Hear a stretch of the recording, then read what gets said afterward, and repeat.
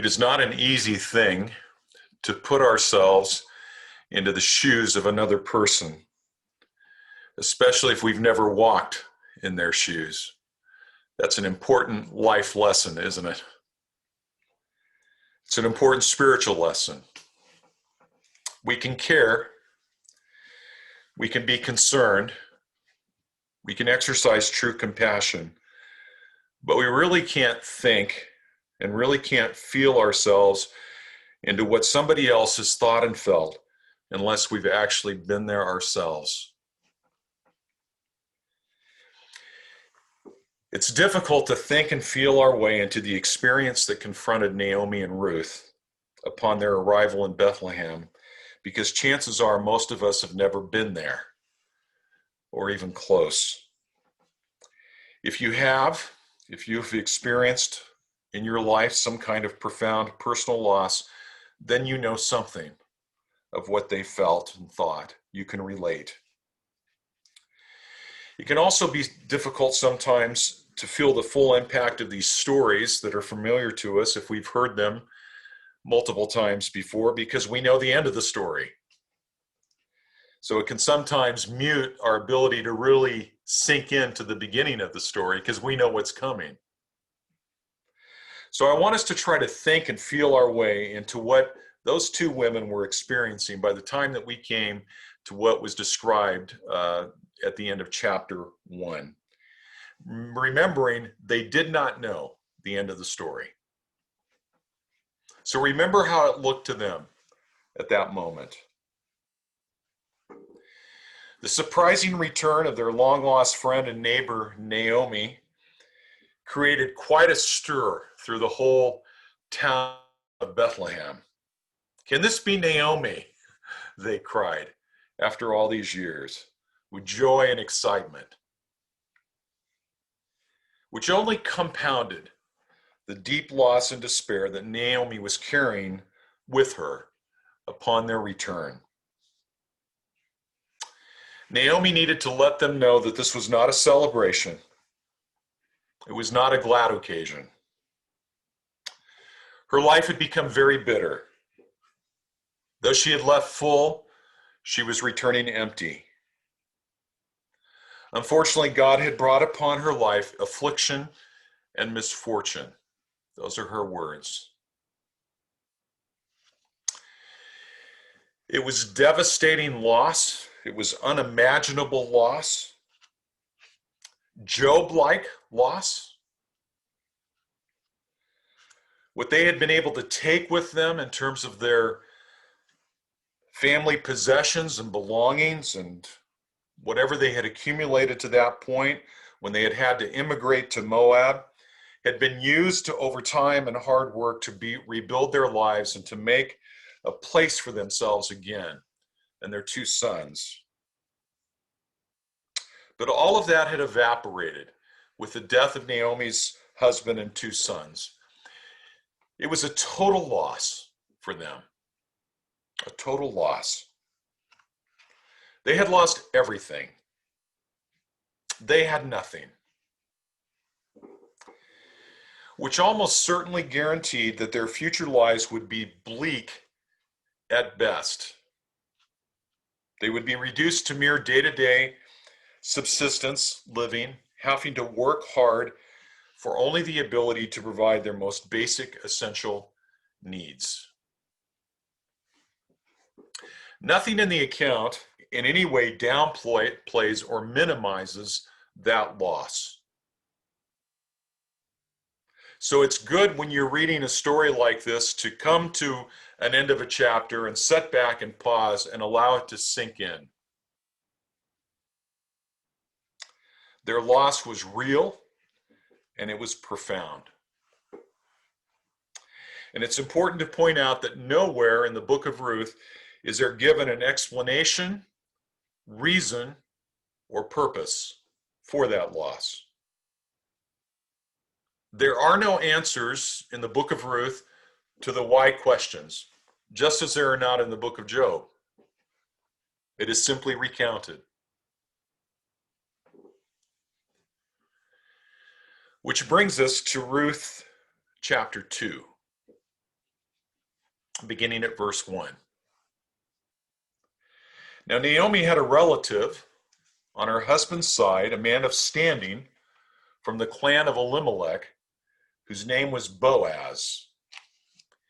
Now, oftentimes in Hebrew narrative, and this is one of those examples, we're given a little preface about a detail that will emerge later in the story to prepare us so that when that detail comes about, we understand the significance. So it introduces us to one of the, as you know from studying the book of Ruth, one of the principal characters in the story, Boaz, who is of the same clan of Elimelech, the former husband who was now deceased of Naomi. And we know that he was a man of stature, meaning of reputation and of means. So the writer of Ruth gives us that little preface, verse 2. And Ruth the Moabite said to Naomi, "Let me go to the fields and pick up the leftover grain behind anyone in whose eyes I find favor." We're told at the end of chapter 1 that Naomi and Ruth arrived at Bethlehem just at the time that the barley harvest was beginning. And Ruth, on her own initiative, immediately asked if she might go to the fields to glean. They were in need, no doubt. You know that the Old Testament law prescribed that a man was not to reap the edges of his field, nor was he to make a second sweep behind what his reapers had taken on the first sweep. And the law specifically prescribed that if the reapers forgot a sheaf, they were forbidden from going back to retrieve it. The purpose being, in order that the poor could glean what was left behind, in order that they would not go hungry. That was the purpose of those laws, of those Old Testament laws. Gleaning was hard work, even for a young woman. It took more effort to gather less than a harvester would take, which is the reason why the law forbade reaping to the edges or making a second sweep or going back for sheaves that might be left behind. That was a mercy so that it was not impossible or dehumanizing work for those in need to be able to provide for themselves. The poor could have adequate food while still having the dignity of work and providing for themselves. It was a social safety net built into the law of the life of the nation of Israel. It was not without its hardships and dangers. It was hard work. It was dangerous work, especially for a young woman who would be in a vulnerable situation among strangers in a remote field. It is not what Naomi would have wished for her daughter-in-law, Ruth, but they had no choice. You do what you have to do, don't you? But notice very interestingly that Ruth had no fear or hesitation. And I would also point out an important thing to note in the Ruth account, that nowhere in the account, nowhere in the 4 chapters, either before, here, or later, does Ruth ever complain or murmur or pine about her plight or her circumstances or her situation. Not a word. Not one.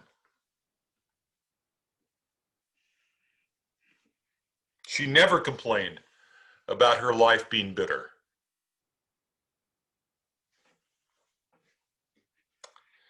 Absolute faithfulness, owing, as we saw last week, to her absolute faith in God's faithfulness. She had abandoned her life to his will and care. She trusted him exclusively and absolutely. There was no question about what she would have to do, and she would go do it. In fact, it's interesting that she doesn't even know where she will go, but she trusts that somewhere, someone, these are her words, will show her favor.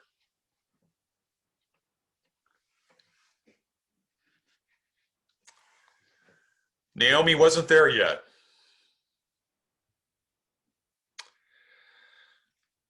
The losses that she had sustained had been too much for her to any longer trust in God's faithfulness toward herself. That had been squeezed out of the difficulty and hurt and loss and bewilderment she'd experienced. She could exhibit that faithfulness, that steadfast love, that hesed. She could exhibit it toward others. She could pray for it for others. She could believe it for others. But she could not believe it for herself.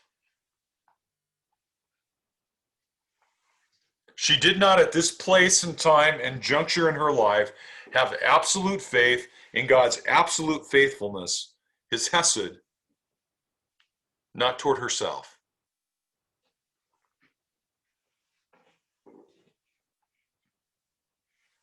Verse 3. So she, Ruth, went out, entered a field, and began to glean behind the harvesters. As it turned out, she was working in a field belonging to Boaz, who was from the clan of Elimelech. Don't miss that important little phrase in the NIV translated, as it turned out. Ruth set out in faith, trusting that somewhere, someone would show her favor, but not knowing. But as it turned out, she ends up in the field of Boaz.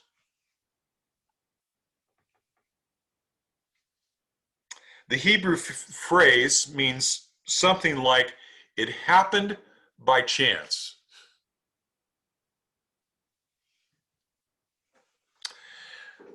Not to ignore God's providence, that's not the intent of the phrase. What it meant is that it had no human design or orchestration. None.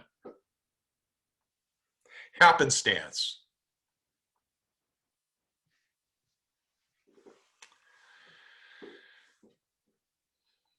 So, from the perspective of the author of Ruth, God is not seen, God is not mentioned, but God was clearly at work. The hidden hand of God, as somebody has phrased it, guided her that day, at that time, to that place, the significance of which she had no idea, as it turned out. Verse 4, just then Boaz arrived from Bethlehem and greeted the harvesters. The Lord be with you. The Lord bless you, they answered. Boaz asked the overseer of his harvesters, who does that young woman belong to? The overseer replied, she's the Moabite who came back from Moab with Naomi. She said, please let me glean and gather among the sheaves behind the harvesters. She came into the field and she has remained here from morning until now, except for a short rest in the shelter. So Boaz said to Ruth, my daughter, listen to me. Don't go and glean in another field, and don't go away from here. Stay here with the women who work for me. Watch the field where the men are harvesting and follow along after the women. I have told the men not to lay a hand on you, and whenever you are thirsty, go and get a drink from the water jars the men have filled.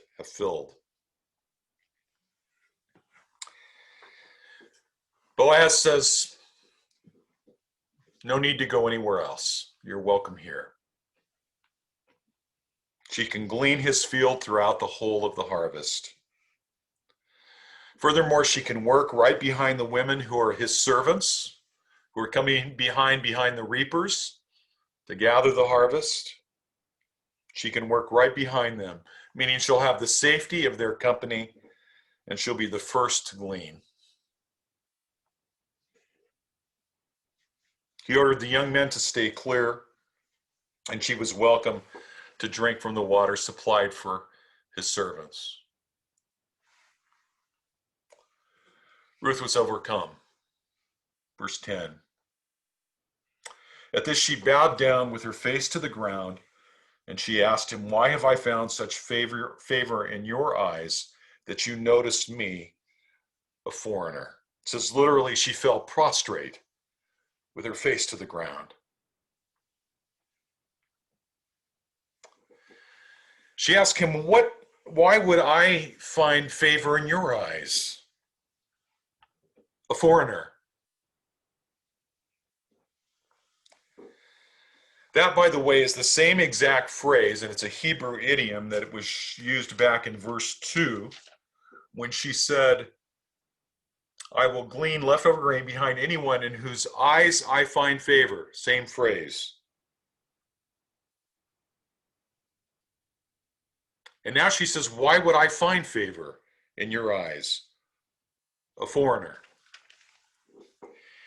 Let me just, important to understand what's going on. Ruth was deeply aware of her vulnerability. Not only was she a widow, she was a widow without male care or protection in a patriarchal culture and society.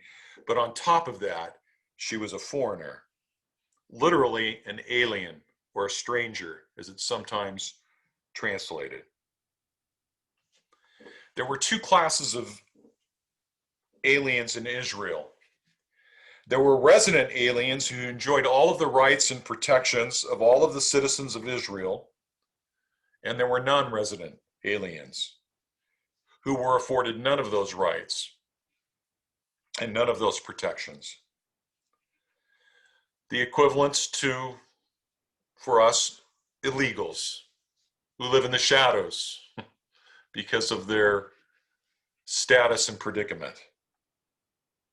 They were the most vulnerable. We know something of that. Our son-in-law Alfredo was here illegally from the time he was 14. Hardworking, industrious, entrepreneurial.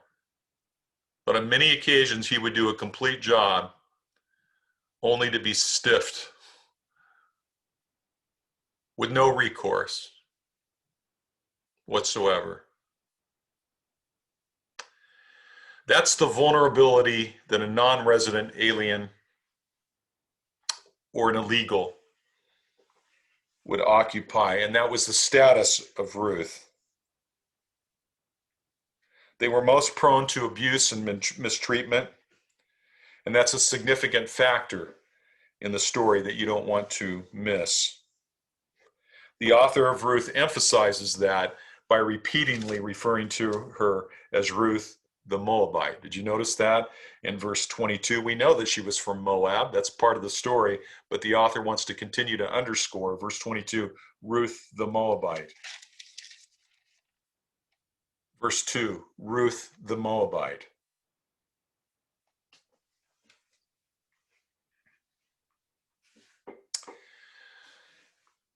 Ruth asks, "Why have I found favor in your eyes?" And then this phrase, "that you notice me." It's a Hebrew idiom that goes something, if it was translated literally as a Hebrew would hear it, it's something like, "Why have you noticed the unnoticed?" or "Why have you recognized the unrecognized?" She's deeply, deeply, profoundly aware of her non-status.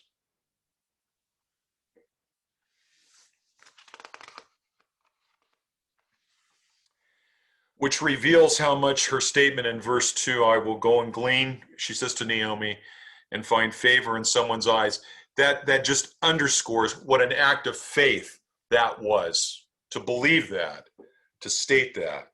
Because all of the pent-up anxiety internally, in spite of her faith, was demonstrated when she fell prostrate before Boaz to say, "Why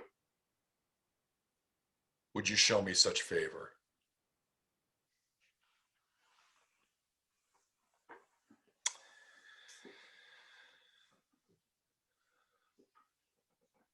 So much so, in fact, that when it actually happened, even though she was trusting God for it, she was overcome.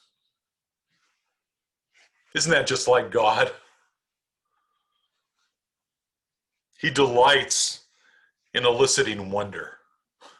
He delights in that. He delights in surprising us. He delights in overdoing himself to us. He loves it when we go, "Why? How come?"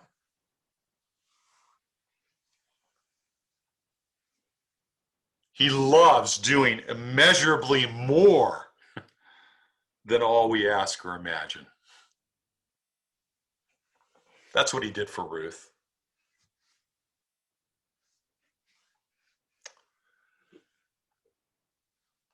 Boaz replied, verse 11, "I've been told about you and what you've done for your mother-in-law since the death of your husband, how you left your father and mother in your homeland and came to live with a people you did not know before.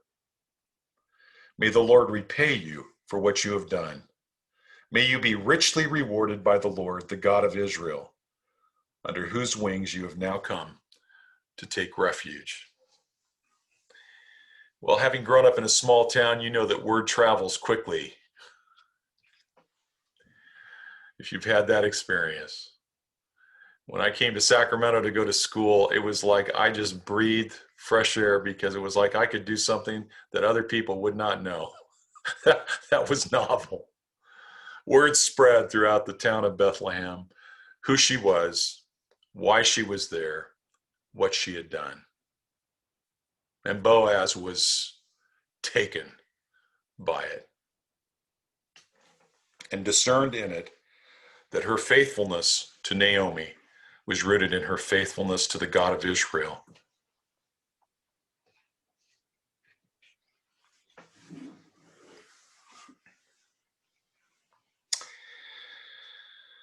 Her compassion and commitment, her unwavering, unfailing love was rooted in a faith that Boaz discerned, and he prays for her. It's fascinating. He prays that the Lord will repay her for what she's done, that he may richly reward her for it. The God of Israel, under whose wings you've come to take refuge. It's just a beautiful picture of an orphaned hatchling or fledgling being taken under the wing of a foster mother bird for protection and care. Excuse me. Little did Boaz know that he would be the answer to his own prayer. But that gets ahead of our story, and we don't want to do that. But it does remember to be careful about what you pray for, because God may intend for you to be the answer. And don't forget that. Verse 13. Ruth responded, "May I continue to find favor in your eyes, my Lord," she said. "You have put me at ease by speaking kindly to your servant, though I do not have the standing of one of your servants." At mealtime, Boaz said to her, "Come over here, have some bread and dip it in the wine vinegar." And when she sat down with the harvesters, he offered her some roasted grain. She ate all that she wanted and had some left over. As she got up to go glean, Boaz gave orders to his men, "Let her gather among the sheaves and don't reprimand her. Even pull out some stalks for her from the bundles and leave them for her to pick up. Don't rebuke her." So Ruth gleaned in the field until evening. Then she threshed the barley that she had gathered, and it amounted to about an ephah. That was about 40 pounds of grain. She carried it back to town. 40 pounds, a little bit of a load. Trish will tell you I gave her backpacks in those days that weighed 40 pounds, and she didn't think I was very merciful about it. 40 pounds a load. She carried it back to town, and her mother-in-law saw how much she had gathered. Ruth also brought out and gave her what she had left over after she had eaten there.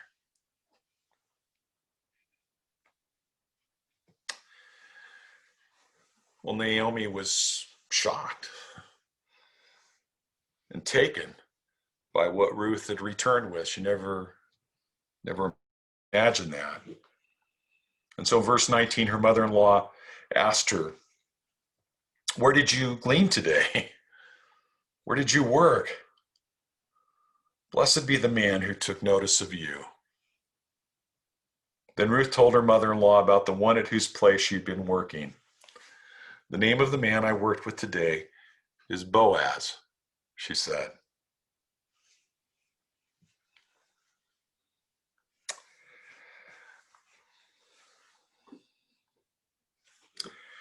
Verse 20, "The Lord bless him," Naomi said to her daughter-in-law.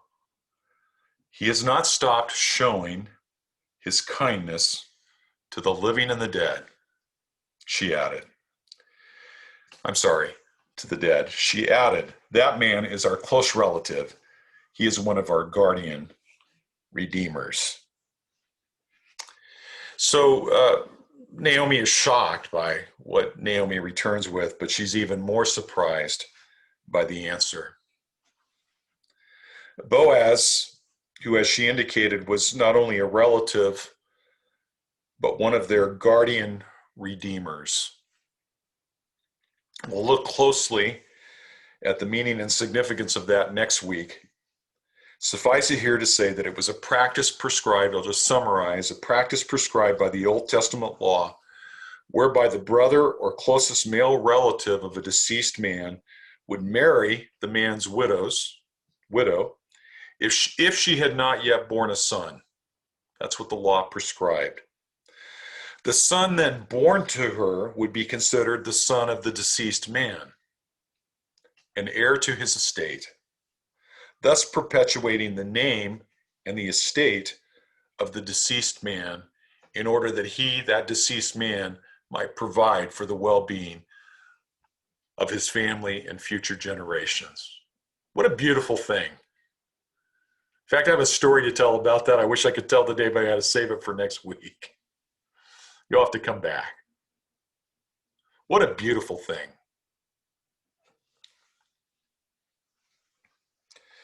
Boaz was in that succession.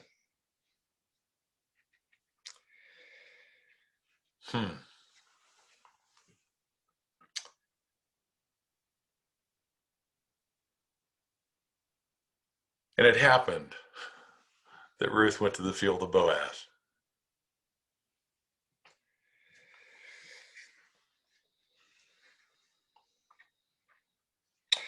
What's important to see here is that Naomi recognized in these events God's hand, and behind God's hand, God's faithfulness. It's important to note that when she says he has not stopped showing kindness to the living and the dead, she is not referring to Boaz. She is referring to the Lord, to God himself. "The Lord bless him," Boaz, Naomi said.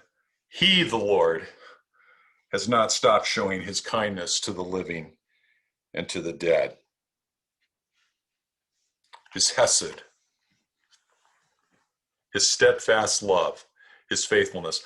I was thinking throughout the remainder of Ruth, I think I will try to use the phrase steadfast love for that word.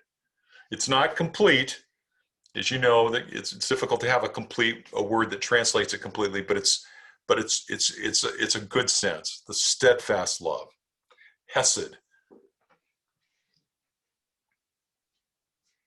He has not stopped showing steadfast love to the living and the dead.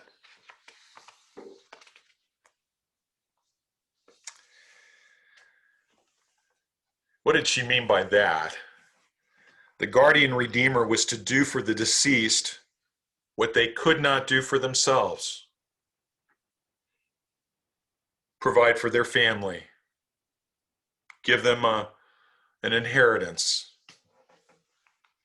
That's why it was such an enormous deal if they did not fulfill that duty and obligation, as we'll see next week, and the specific custom that was prescribed in that case.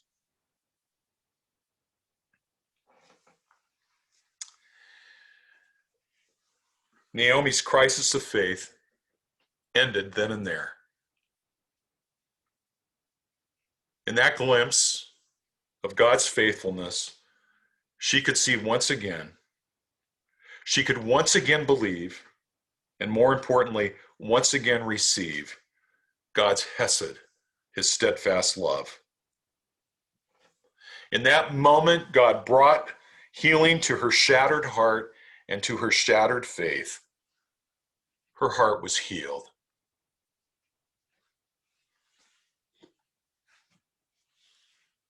Don't miss that in the story. It's important.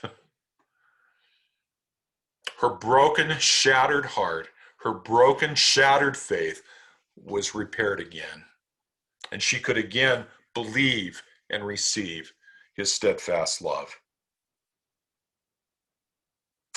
Verse 21, then Ruth the Moabite said, he even said to me, stay with my workers until they finish harvesting all of my grain. Naomi said to Ruth, her daughter-in-law, it will be good for you, my daughter, to go with the women who work for him, because in someone else's field you might be harmed. So Ruth stayed close to the women of Boaz to glean until the barley and wheat harvests were finished, and she lived with her mother-in-law. It's a good point to pause and reflect and underscore some important truths that have been revealed in our story so far. I would suggest 4 of them. Number 1, none of us is immune from the possibility of significant loss, even profound loss. Some of you already know that. You carry with you all of the thoughts and feelings and experiences of that none can know except you and those like you.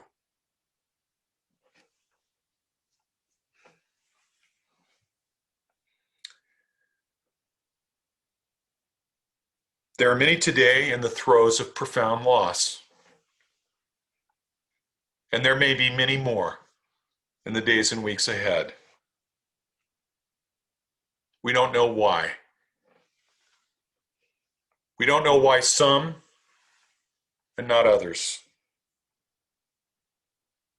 Why did life turn so tragic and difficult for the family of Elimelech? We don't know. We have no answer to that.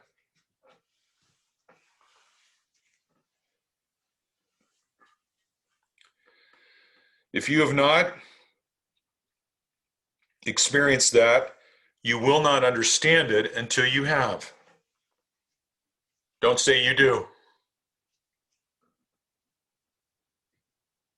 You either do or you don't, because you've experienced it. Don't say I understand if you've not experienced it. If you've experienced it, you don't need to say I understand.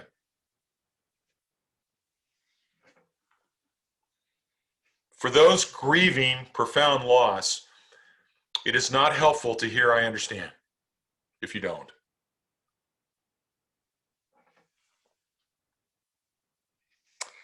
Our text never downplays the loss, neither should we. The loss that family experienced was real and it was profound. And be mindful that no one and nothing could ever take the place of what they lost. Let me say that again. No one and nothing could ever take the place of what they'd lost. What came would never replace what was. Don't ever tell somebody it will. Not helpful. When a young couple who has been trying with not much success to get pregnant, to have a first child, and that 4 months in miscarries, it is no help to tell them, you know what, you can have another. That's no help.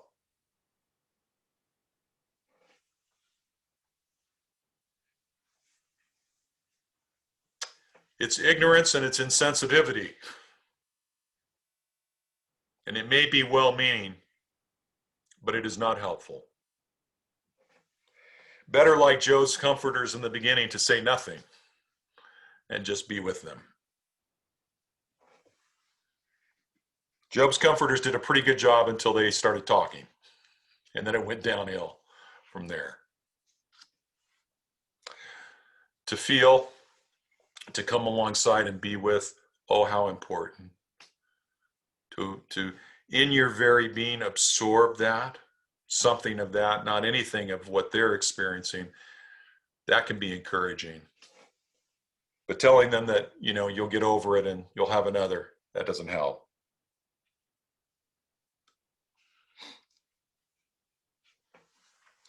Job's blessings that come to him in the end never took place of the loss he experienced at the beginning.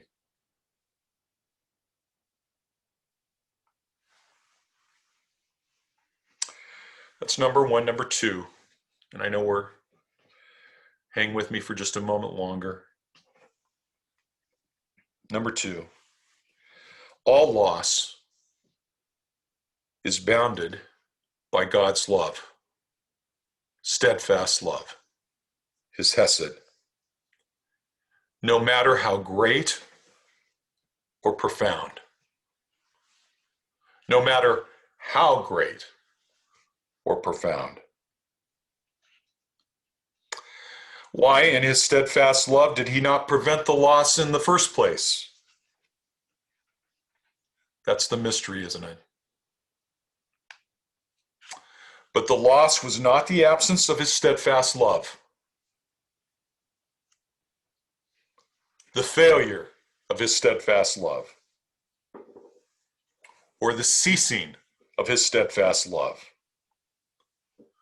The moment of breakthrough in the crisis that was Naomi's crisis of faith was when she declared, he has not stopped showing his hesed. Her words. He has not stopped showing his hesed, Naomi declared. That is what she had felt and what had paralyzed her. He had not. He has not. We may travel long stretches where it cannot be seen. That does not mean it is not there. The steadfast love of the Lord never ceases. His mercies never come to an end. There is no shadow of turning with him. It may not be the path that we planned. It may not be the path that we ever imagined. There may be long, lonely stretches of silence, but he has not stopped his hesed, his steadfast love. Number three, loss, especially profound loss, can rock our faith to the core, to the very core of our being, even the best of us. Some, and I would say a very rare few, seem to live on a different plane. Like Ruth,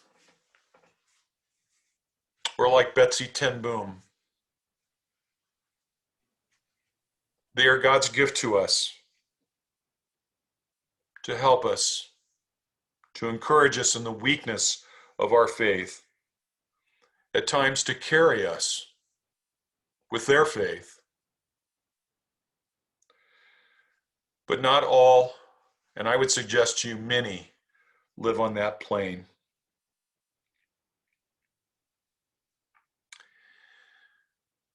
But the ones that do can carry us until we can. That's what Betsy was to Corey in the story of the hiding place. That's what Ruth was to Naomi in the story of Ruth.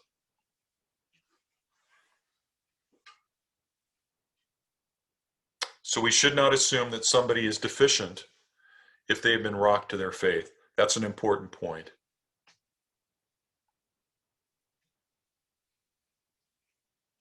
Nor do they need to be told at that moment, just have faith. Doesn't help.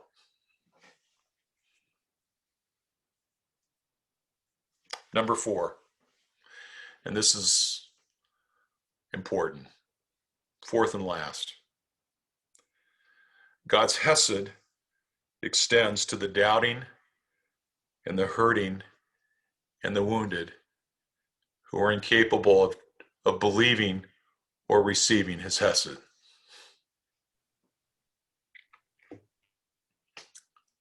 His steadfast love. God's steadfast love extends to the doubting, the hurting, the wounded, even those incapable of believing or receiving his steadfast love toward them. And here's the wonderful message of this chapter. Naomi's inability to receive, to believe and receive God's steadfast love did not stop his steadfast love. Did not stop it.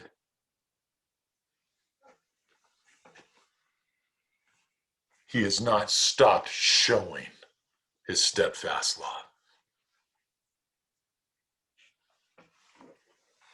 Aren't you thankful for that? Aren't you thankful for that important reminder? It doesn't depend upon us. In the words of the Apostle Paul, if we are faithless, he remains faithful. Say that with me. If we are faithless, he remains faithful. Say that again with me. If we are faithless, he remains faithful.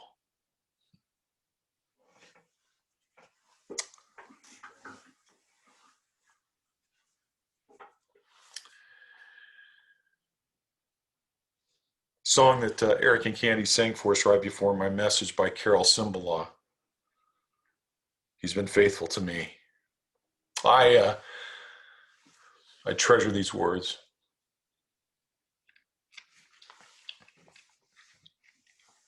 When my strength was all gone, when my heart had no song, still in love, he proved faithful to me.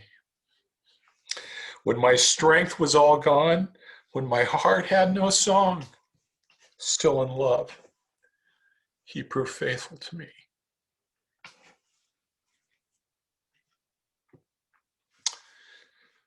That was Naomi.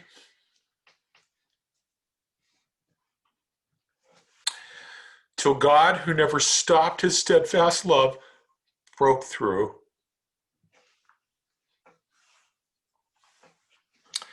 And showed her that it is never ending, never ceasing. Though in my heart I have questioned, even failed to believe, yet he's been faithful, faithful to me. I don't know if you remember, but I sent you that song. I don't do that very often because I know your inboxes are full and we get so much stuff. But that first week into the pandemic when we realized we weren't going to be able to meet again, I don't know if you remember that, but I sent you that link. You can go to YouTube and find it. He's been faithful. If you want to listen to it again, there's two of them, and you want to hear the one that's sung by Tarana, is her name, Trrana, because there Carol Cimbalaw gives her testimony to that song and what she went through in her personal life, how she came to that place of utter inability to believe or to trust or to receive in God's steadfast love, And it was out of that, the crucible of that crisis of faith and God meeting her in the midst of that, that she wrote that incredible song of testimony.